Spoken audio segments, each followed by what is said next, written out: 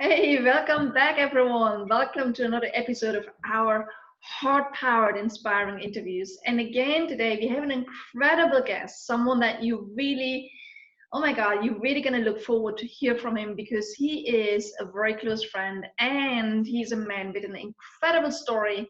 And his story is changing the world in so many ways right now. Who is he? His name is Roger Cheetham. He's really a multi-award winning international speaker. He's also a published author and a resilience specialist. And everyone these days is talking about resilience and how important that is in so many different ways. And he's one of the leading experts in that field. He has helped individuals, businesses, and organizations from classrooms to boardrooms to really develop their resilience muscle. And he really combines his own experience of having been in the business world, and he had a lot of business resilience when he worked for more than 13 years in the ever diminishing UK bar industry. And he doesn't only know resilience from his business, he also knows it on a personal level because he needed resilience not only to survive but really to thrive after a life-changing incident in his life in 2013. Well, and he uses both today from the business side and the personal side to really deliver concrete steps and guidance to people in classrooms and boardrooms, from kids to top managers, to really guide them and support them on how they can live their life and work in their environment and strive and perform in the greatest possible way in their field. So, Roger, it's amazing to have you with us today.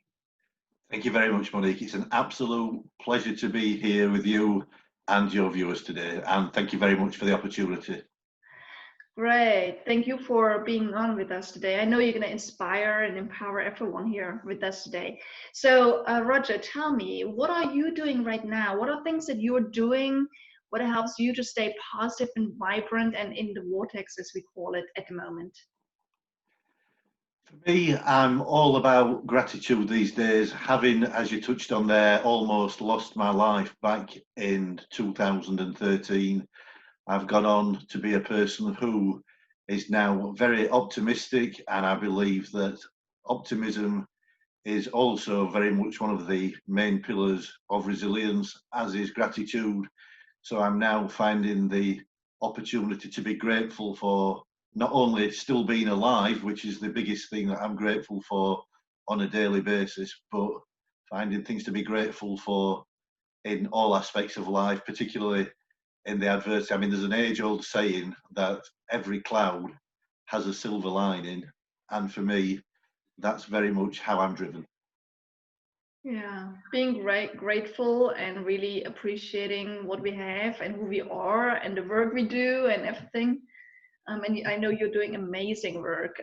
It's really one of the most powerful elements of, resilience. You're so right and spot on. So, Roger, just tell me. I know that you're a speaker and you're running a great business to guide, yeah, quite a variety of people on how to become more resilient. So what do you do right now in this time where we need resilience most? What are some of the things you do right now to bring your business and your life to even again the next level? Okay, on a personal level, back in that incident in 2013, I had a prolonged period of time where I was in isolation. And in the early days, I didn't particularly deal with that very well, but it was quite obvious it was going to go on for a long while. So I did manage to bring together quite a few tips, techniques, strategies, whatever you want to describe them as, to become more resilient to deal with the times of isolation. So if you as a viewer today are feeling isolated, then my heart goes out to you, and please know that I am here. It is okay to talk. The things I'm doing also moving forward on a bigger scale is making myself as visible as I can by being on every social media platform I can be on. This is one of many interviews that I'm doing internationally at the moment, and for me it's not a case of status or ego or anything like that. And for people that know me, they'll know that that is very much the case. It's about getting as visible as I can to the maximum number of people that I can help. Not everybody in the world, because not everybody needs to increase the resilience. Some people are dealing with the situation more than others at the moment, but the people that feel they need the help are the people that I'm there for. So one of the things is, as I said, to get more visible.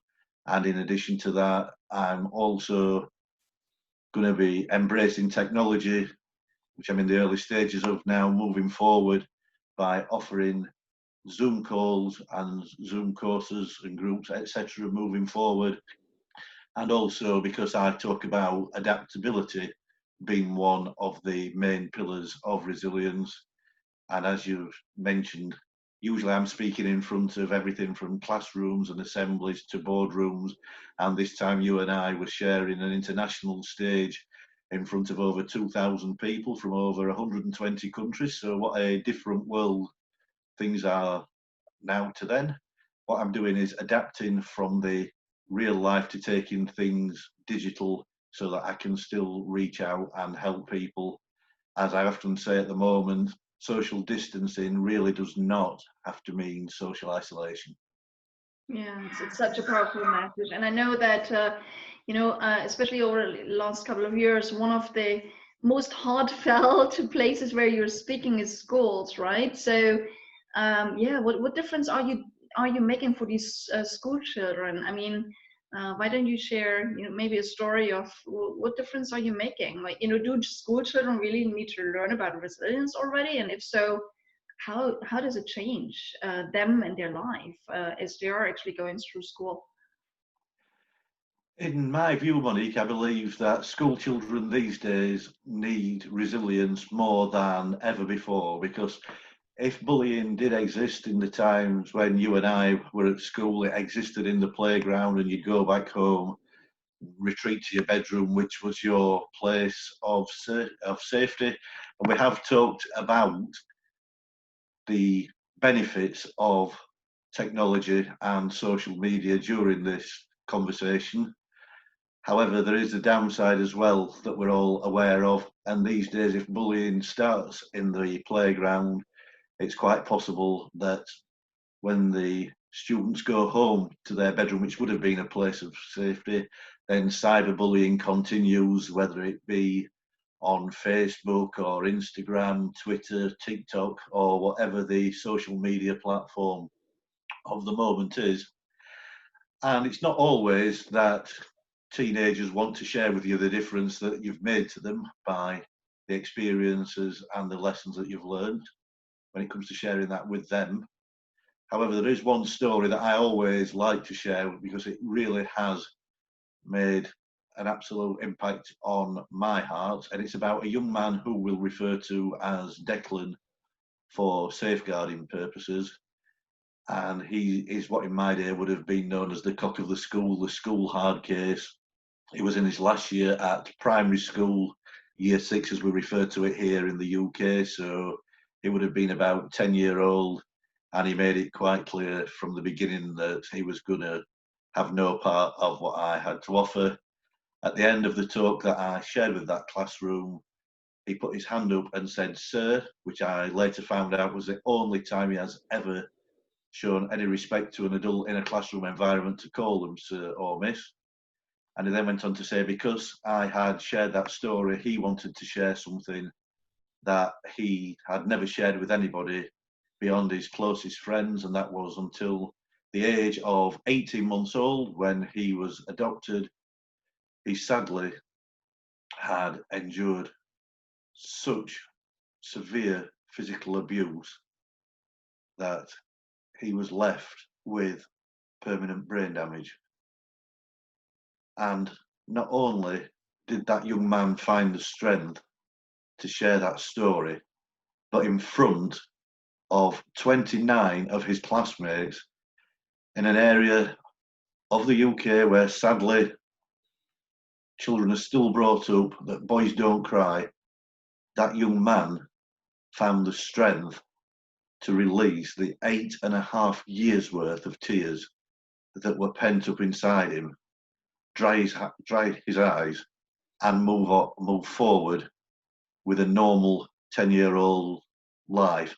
And the last I heard, he'd moved up to secondary school and was really thriving there. So obviously, from a safeguarding point of view, I did check with the school that the young man, they were aware of what the young man had been through, and they were, but he never himself had personally shared until that moment outside his very close circle of friends. So for me, that very much answers the question as to the difference I'm making with that age group. And I see that very much as an example. If I never make a difference to a student again, which I know in my heart of hearts I'll make a major difference to many, but even if I never had that opportunity, knowing that I've made such a significant difference to one young person in the world means everything to me.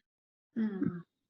What an amazing story. And I know it's not just a story, it's really such important work for you to really get these young people to open up, to share what's really going on in their mind and their heart, because there's so much inside of us when we're becoming adults that we piled up already while we went through young childhood, later childhood, teenage years, right? And being able to open up and share and release and, you know, embrace new opportunities makes all the difference. So what about the business side of things? You know, what are, you know, I know that you're regularly also speaking at business conferences, you know, you're inspiring entrepreneurs and business leaders as well. So yeah, how can you share something that you're sharing with them? So what's important for a business leader? You know, to how can they embrace resilience, and what difference does that make to them? Very much so, and it is slightly different when it comes to the corporates and the companies, the employers. But the thing to remember is that employees are still people. And quite often, if I use the term resilience in the early stages of a conversation with someone from one of the larger companies, they automatically start thinking about business continuity and disaster recovery. But again, remembering that employees are all people, we are very much in uncertain times at the moment, and I don't want to focus on the negative side of things. The media is doing a great job of that for all of us at the moment. But the people are in uncertain terms. They are working from home. They are isolated. They are facing somewhat of a loss of camaraderie that they had in the workplace. And for me, I think it's more important than ever now that the heartfelt and heart-led employers start looking at their people and seeing that with more resilience in their lives and being not only more prepared for when adversity hits, but being able to deal with it when it does and spring forward big time from it, which is how I see resilience as a whole, then the people that are the employees are going to be less likely to ring in sick in the morning. They're going to apply themselves more. They're not going to abuse the fact that they're less stringently managed because they're at home, and they're still going to feel, even though they're working remotely, that the resilience gives them the feeling of still being a team player and still belonging. And I think that is very important in a company. It is very, it's really, it's the connection, but it's also like, you know, I mean, every day, no matter where we work, if from home or from, you know, from an office, just every single day, there are situations where we feel we need to stretch out ourselves out of the comfort zone, where we are asked to stand up, where we are asked to share our opinion and our voice and our message in a greater way, where we are asked to take initiative to really bring ourselves, the work we do, our team, you know, our performance and everyone else forward. So resilience plays a role in all of that, right? So Roger, thank you so much for being here with us today. Just, you know, as we say that, you know, knowing without doing is like not knowing. So why don't we just give everyone that is here with us today a little bit of an opportunity to explore what it means to be more resilient. What is one thing everyone that is here with us today that they can do today to step up their resilience game a little bit? Yeah, what a beautiful question to end on, Monique. And it gives me the opportunity to share that for me, one of the biggest parts of resilience, one of the biggest pillars of resilience, which certainly was a help to me, was to take the focus off myself and put it on other people. So initially for me, it was my wife Claire and then 15-year-old daughter Tash. Beyond there, I've widened the scope out to, as we've touched on during this conversation, our next generation in primary, secondary schools and colleges, and also in businesses as well. So to encourage those of you watching today to take the focus off yourselves, think of someone that you can make a difference to today and ask yourself, how can I make that person's day just that little bit better? I love that. What a beautiful approach. So again, it's just not being concerned just always with ourselves, but really focusing outwards, and that often gives us the courage even to step up, right? So and sometimes we feel like this is not something I would do to myself, it's too scary, but if I'm asked to do it for someone else, I might open up to it. It's beautiful. So I invite every single one of you that is with us today, stretch yourself just this tiny bit. Ask yourself, what can you do for someone around you right now that makes you more resilient and more strong in what you're able to do? Beautiful. So Roger, I know that everyone here is probably still burning to hear your question, to hear your story. And I know you have your clutches in the background as well that are actually part of your story as well. You know, if people want to connect with you, if they like to either hire you to speak to their students, or you know, if anyone in here is an entrepreneur or a business leader and you want to learn more about what resilience means to you and your business and what impact it can have, yeah, where can people find you? How can they connect with you? They can either email me, roger@rogercheetham.com, which is just my first name, then my first name and surname together.com, or they can visit my website if they'd like to find more out about me first at www.rogercheetham.com. Great. Thank you so much, Roger, for being here with us today. Thank you for sharing your insights, and resilience it is. It's such an important topic these days. So thank you for being with us. Is there any last word of wisdom you want to share? Obviously, I'd like to thank you for the opportunity to get my message out there with such a big audience. And in closing, I think I'd like to say that resilience is not just about bouncing back from adversity, it's about springing forward big time. Great, everyone. Let's spring forward big time together. And one way of doing that is by joining our HeartPowered Global Nations community. And Roger, I know you are an incredible member and supporter of that community. Thank you so much to all of you. We're going to share the link of the HeartPowered Global Nations community. Come and join us. There also you can meet and connect with Roger and other amazing, like-minded and heart-powered entrepreneurs, speakers, change makers, business leaders. So we'd love to have you on board, to hear from you, to support you in great ways. Thank you, Roger, for being with us today. Thank you all for being with us and watching us and being such a loyal fan and checking in with us again and again. So we are doing this for you, with you. Thank you, everyone. Step up today and share your message in a greater way too. And I look forward to have you back on another episode of our heart-powered inspirational interviews very soon. Roger, you have a wonderful day. You all have a wonderful day. Until soon, everyone. Thank you, Monique. Thank you, everyone. Bye-bye.